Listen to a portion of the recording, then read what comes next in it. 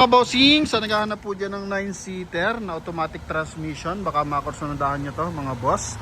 Pasensya na kayo mga bossing, ilang araw tayong walang vlog mga boss. Kasi nga, sa sobrang daming unit, sa sobrang selan din nating pumili mga boss, wala tayong makursunadahan. So pasensya na mga boss. Pero ngayon, ito meron tayong napili. Hyundai Starex to mga bossing, na 2018 model. Kagandahan dito, pag long ride, ito mga bossing, pwede magkaharapan yung ating mga pasahero para at least hindi naiinip, pwedeng nagchichismisan habang nagta-travel mga bossing na.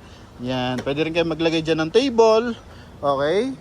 Yan, then ito yung kanyang likuran. So naka all disc brake to mga boss. Gulong na ito yung series 2020 na 90% tread life pa mga bossing. Ito yung likod. So elegant ng interior. So beige yan mga bossing, kaya napakalinis tingnan. Kagandahan, wala kang makikita mancha sa mga ceiling, sa mga siding mga boss. Okay? Yan, maayos yung mga hydraulic niya. Tapos sa presyo, 865,000 lang to mga bossing. Kasama na dyan yung transfer of ownership and yung kanyang full tank na diesel mga boss. Yan. So noong nakaraan, nagpa-free full tank tayo sa Toyota Fortuner, 9,700 mga boss. Tapos sa Trailblazer, medyo buhaba. Kinabukasan buhaba yung diesel. So 7,400 ata o 7,300 naman mga bossing. Tapos doon sa bumili sa atin sa ating Toyota RAV4 mga boss, nasa 1,600 lang yung ating free full tank mga boss kasi may karga pa. Pero ito mga bossing, malaman natin kung magkano ang abuti ng full tank. Kaya pinapackage na natin para at least pagkakuha sa atin ng buyer, ang isipin lang nila is yung pangkain nila at saka pang toll gate. Pero kung sila is lang mga boss, magse-service road, so di pangkain lang isipin nila mga boss, no? Full tank na natin yan. Tapos yung transfer of ownership, isasama na natin mga bossing para at least may peace of mind ako tsaka yung bumili sa akin mga boss, no? Para maiwasan natin yung mga aberya after ng ilang buwan, ilang taon mga boss. So inaayos na agad natin yan bago nyo kumbaga pagkabili sa akin, inaayos na agad natin mga boss para wala tayong mga magiging concern after a year mga boss. Ibenta nyo man yung unit or iparehistro nyo man yung unit, klarado na mga boss, no? So balik tayo dito sa ating Hyundai Starex mga bossing. Yun nga, nabanggit ko na ilang araw tayo walang upload kasi wala tayong mapili na sariwat pasok sa quality ko mga bossing. Yung iba mataas na yung presyo, although maraming unit dito mga boss, nasa 500 piraso, pero siyempre masaya lang kasi tayo mga bossing. So yung sarili ko nilalagay ko as buyer mga boss. Kung ako ba yung titingin na sasakyan, makukursundahan ko ba mga bossing. Ganun kasi ako mga boss, no? Para at least naman yung mga viewers na nagtitiwala sa atin, yung mga nagbabayad through online kahit di na nakikita yung sasakyan, at least hindi nasisira yung tiwala na nila sa atin mga bossing. So dito man tayo, headlight maayos to mga boss, walang basag. Tapos yung kanyang chrome sa front area, goods na goods rin to mga boss. Yan, no? Buong buo, walang damages mga bossing, pati paglight maayos. Sa gulong, R16 yung gulong natin na naka 6 stud, CB4000 ang brand ng gulong mga bossing, or eto yung brand Teres Stone. So hindi siya kilalang brand mga bossing, pero ang kagandahan dito is series 2020. So modelo pa to mga boss. Tapos 90% tread life pa mga bossing. Yan, pare-pares naman ng gulong. Apat yan mga boss. Ang pinaka-concern ko lang dito mga bossing, ito, may alon dito ng bahagya. So nung dumating kasi to dito mga boss, may gas-gas siya. So hindi lang siya nahabol na maigi yung pagkakapintura mga boss, kaya may konting alon-alon, pero wala masilya mga boss, no? Yan, tapos ito yung kanyang rim visor. Ito naman yung kanyang interior. Yan mga boss. Upuan natin, ito yung leather. Oh, goods na goods ang mga leather mga bossing. Ito yung nagiging armrest. Corduroy ito, may aftermarket lang siya na leather mga bossing, ha. Tapos yung isa pang concern, ito anuhan na lang natin to kasi yung kanyang volume biglang lumalakas mga boss, nakakagulat. So yun lang naman, minor lang naman, pero sa makina, transmission, aircon, all goods, pati suspension mga bossing, ha. Yan, busina. Okay din ang busina mga boss. Ceiling yan mga bossing. Ito gumagana sa CD, pero ignore nyo na lang yan mga boss, no? Kasi kailangan pang i-reformat.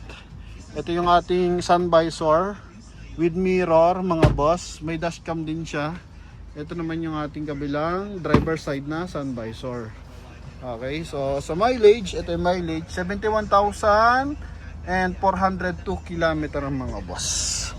Yan. Sa interior, so meron siyang ano dito, chrome line. Yan, tapos gray na accent, tapos beige sa baba. Yan, tapos ito yung kanyang aircon controls mga boss. Sa steering wheel, leather, original pa yung leather niya mga boss ha. So hindi pa to na na upholstery mga bossing. Powerful yung ating side mirror oh. Powerful diyan. Hindi lang siya naka body color mga bossing, pero mahalaga ito. Responsive yung kanyang power adjust yung side mirror. Yan mga boss.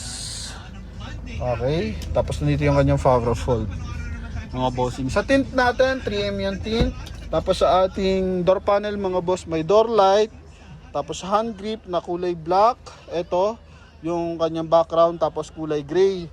Door opener na kulay gray din. Tapos ito is, ano to mga bossing, corduroy. Yan, ha? Okay. Dito may mga konting dumi din, papapunasan na lang natin. Tapos meron siyang pilot window mga boss. Yan, magkabilaan para pwede dumungaw-dungaw if ever na may fresh air. Yan, or gusto makita na mas maliwanag mga boss. Dito sa flooring, naka-plastic pa mga boss oh. Wala mga kalakalawang yan mga boss. Buo yung kanyang floor matting, issue pa yan from Hyundai. Oh, ha? Sariwa yan mga boss oh. Tingnan mo yung pagka-itim niya, itim na itim pa talaga. Dito naman wala naman siya masilya mga boss, sinilip ko na. Ito lang kasi may mahabang gasgas yan eh. So, ito pakita natin yung kabilang side. Walang masilya yan mga boss. Oh, ha? Pinaanuhan lang, pinabugahan lang mga boss. Okay, so ito naman yung kanyang tail light. Tapos naka-conduction sticker, backdoor backdoor na mirror mga boss. Tapos naka-spoiler, Grand Starex to mga bossing. May 4 na sensor sa likuran. Okay, tapos napakaluwag ng kanyang trunk compartment or luggage space. Yan, kompleto sa floor matting mga boss. Sariwan-sariwa to. Kakisig niya no. Oh, paregalo niyo sa pamilya niyo mga boss kung nasa ibang bansa man kayo. Ito, ready to use na to mga bossing. Wala nang dapat ipagawa. Kasi pinapriority natin na maayos yung ating mga sasakyan kasi more on ang bumibili sa atin mga OFW na limited lang yung oras sa pagbabakasyon, wala nang oras para magpagawa, mag-order ng pyesa, mga boss. Pinakatanging yung papagawa nyo lang kung sakasakali, kung gusto nyo talaga na ma-final yung unit, change oil lang, ganun lang mga boss, PMS lang, preventive maintenance. Then the rest, all goods na yan mga bossing. Kasi pag may mga kalampag yung unit natin, pinapagawa natin. Pag may mga leak naman, pinapagawa natin kasi mahal ang cost niyan mga bossing. Kaya sa ating mga viewers at mga buyer na nagtitiwala, so thank you mga bossing. Ito kabilang side, ha? Walang punit lahat ng mga leather. Although after market lang to, pero maayos kasi pagkakakabit mga boss. Okay? Oh. Yan. So ito nagro-rotate din. Ang pag-rotate lang yung ganyan. Tapos itutupi mo muna to isa. Kasi ito mga bossing, ano ba 'yan? Natutupi ito mga boss. Yan. Iaangat mo. May sa pansyan lock mga boss. So ganun gagawin. Popold mo to. Tapos saan ba yun? May isa pa siya dito ang button mga boss. Kasi naangat to mga boss, nababalaktot to. Pwede itong ano lang, dalawang upuan lang mga boss. Okay, patulong lang tayo sa tropa pitch para makapanang maayos. Hindi ko kasi makapa yung kasanyang pinakaganito. So may ganito yan mga boss.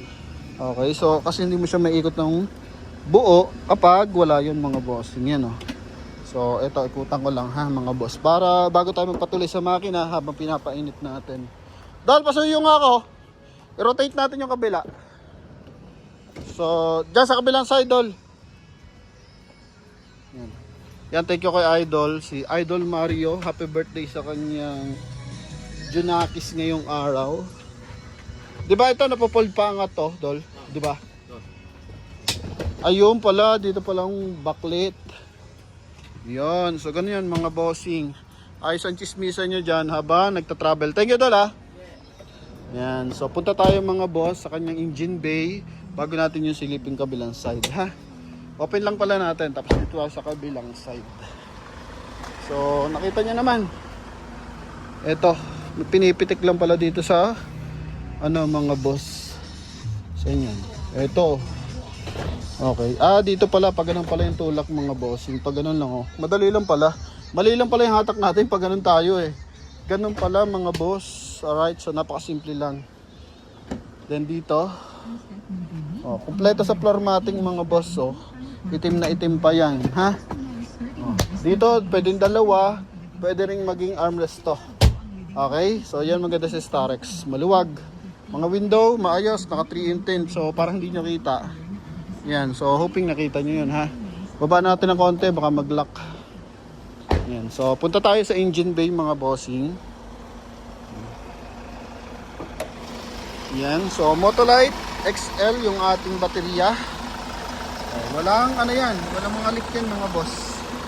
Walang liping panel. Okay, ito. Yan, oh. Dito, may sa tunog ng turbo. Walang kakaibang ingay. Ito is ano yan sa tawag dito, TV Plus. Okay, antena ng TV Plus yan. Oh, ito yung ating insulator mga boss, hood insulator. Yan, so CRDI na 2.5 liter sa makina mga bossing. Ha? Ito, pakita natin na naka point 1. Yan, ganyan sa kakisig mga bossing. So observe nyo na lang or isipin nyo na lang mga boss na nakapark yan sa inyong parking. Okay, yung kabilang side. Ito mga boss, di ba? O sarap tingnan niyan, bababa yung mama at papa mo, mga anak mo, di ba? Galing airport, may Hyundai Starex or mga naka-ahon na sa ano diyan, di ba? Ito mga boss. Okay, akit kayo ng Baguio, punta kayo ng Bicol, punta kayo ng Davao, or saan man sa Pilipinas. Ito mga boss, makisig yung sasakyan nyo. So basta pag ginahin nyo sa akin yung unit, mas maganda, change oil nyo para tandaan nyo yung mileage. Okay, para back to zero, then every 5,000 pa-change oil po tayo mga boss. Ano? Basta sa papeles, ako bahala dyan mga bossing. Kaklaruhin natin yan, kahit magkaroon ng cost of delay yan sa pagta-transfer kasi minsan sa confirmation tumatagal. Ano, so maagapan natin yung mga dapat na maging problema. Okay, kasi let's say hindi natin pa-transfer to sa pangalan nyo, tapos may isipan nyo after 2 years, i-transfer nyo na or ibenta nyo na, eh baka yung makabili sa inyo, i-transfer agad sa pangalan niya, hindi niya matransfer kasi baka yung ID expired o baka may duplicate yung ORCR o baka may alarma mga boss. So dito sa atin, dumadaan niya ng macro etching tsaka PNP clearance. Alright, so yun mga boss, maraming salamat sa lahat ng ating viewers. Thank you sa pagsuporta mga bossing, ha.